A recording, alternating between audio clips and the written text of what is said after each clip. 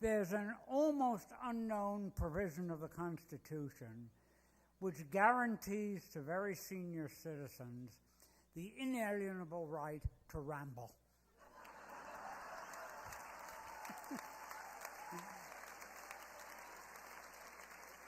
I guarantee you that I will let you out of here by dawn. That said, over the years, so in recent years, I find I've become very much a walking history book of the gay movement and its development, and that's the direction I'll take very much at present. When I first got involved with the gay movement about 1961, nobody was out and nobody was equal, nobody who was gay. Very, very much the opposite. The government itself had a civil service gay ban as rigorously implemented and as ferociously enforced as the still current military gay ban.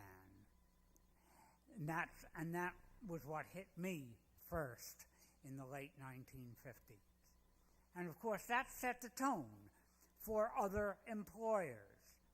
And if after all, the very federal government itself could ban the employment of gays, well then so could everybody else. And they did.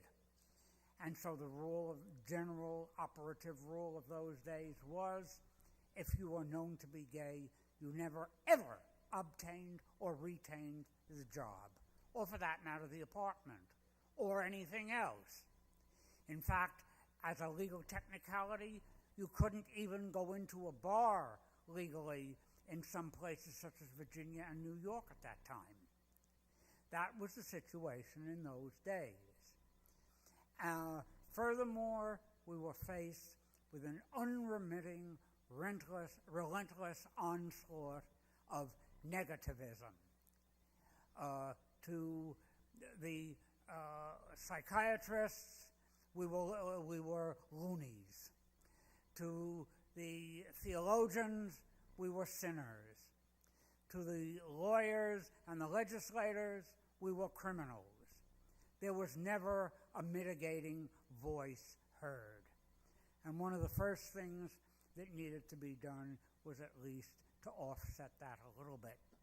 So in 1968, in parallel with the then current slogan for a different group, that black is beautiful, I coined gay is good.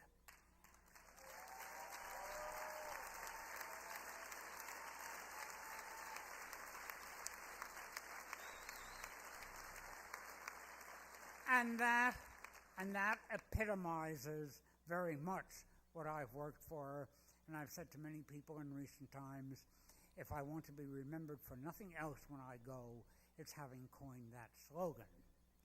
But then we had to get to work on the various issues.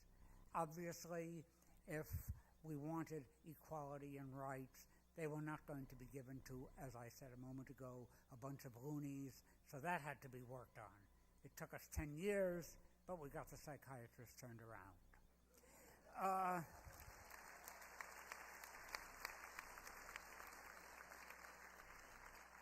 The federal government had to be approached. I made a personal project out of that. They had hit me with it. It took 18 years, but on July 3rd, 1975, they reversed their policies. And I had the satisfaction of getting a phone call from a high civil service commission official just before they made the public announcement saying, the government has decided to change its policies to suit you, which has given me an enormous amount of satisfaction in all those years. That was finally nailed down in the most intermediate, in the interim, that was put into action with President Carter's Civil Service Reform Act in 1977. What was finally, ultimately, formally nailed down about 1997 by the Clinton Executive Order 13087, which closed things out. Then there came the question of the sodomy laws. We were deemed to be criminals, and once again, that sort of cast a shadow on everything that we did. So that had to be attacked. I addressed that when I was testifying at a congressional hearing in 1963, and that began another personal project of mine here for the District of Columbia.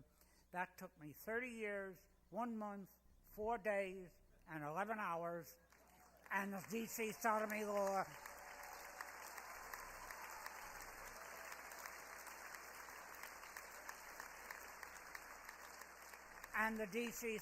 law was repealed, and I had the satisfaction of having been asked to draft the text of the repeal bill.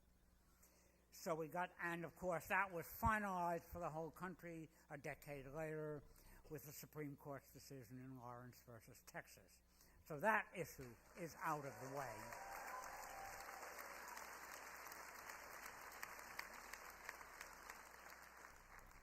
Of all of the issues that I've worked on over those years, they've all been satisfactorily resolved with the single exception of gays in the military.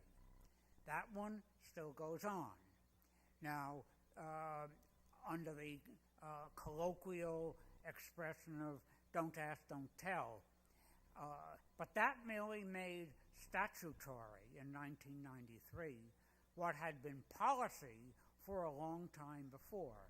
I first ran into it personally and firsthand on May 18th, 1943, 3 days before my 18th birthday, when I enlisted in the Army at the height of World War II. They asked, I didn't tell.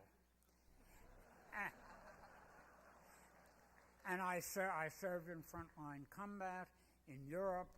I'm proud of my military service, but I have resented for 64 years that I had to lie to my government in order to serve in a war effort, which I strongly supported.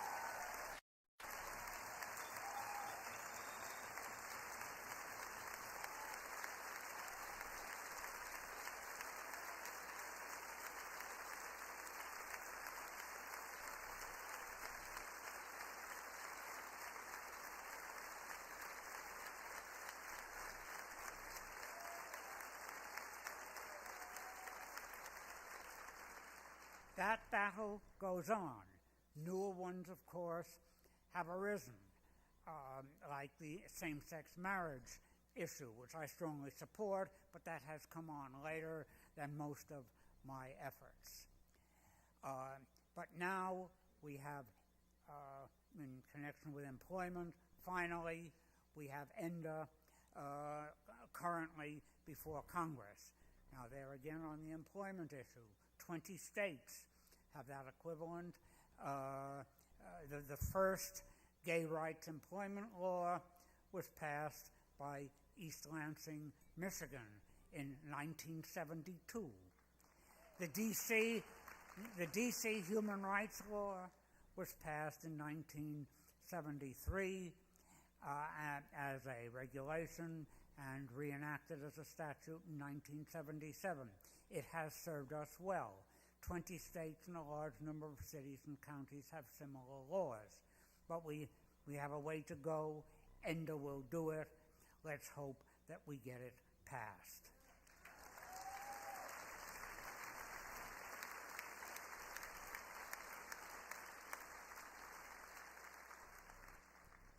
Now, at this stage, I can look back with an enormous amount of satisfaction at what has been accomplished.